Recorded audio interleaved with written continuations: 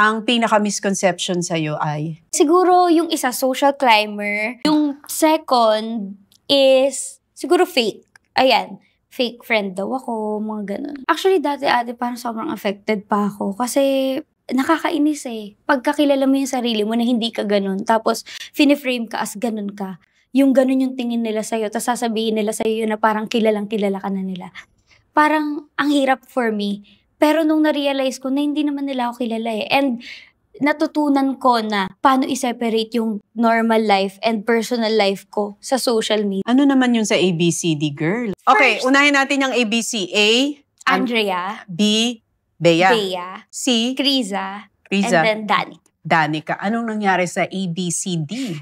Kadenang ginto pa lang kasi ate, super close na po talaga kami. Oh, so ano na nangyari ngayon? Friends pa rin in real life? Friends pa rin naman po kami. Hindi ko na po masasabing as close as before, pero okay naman po kami. Siguro may mga ganun lang po talagang friendship na it's not meant to last. And It's not meant to last. Bakit naman it's not meant to last? hindi ko alam eh, kasi parang bigla na lang pong hindi nawala. We're just not on the same wavelength at the time. Pero good news naman po kasi ngayon okay na po kami. Actually, never naman po kasi talaga kami nagkaroon ng problema. Parang at the time, we just really need space.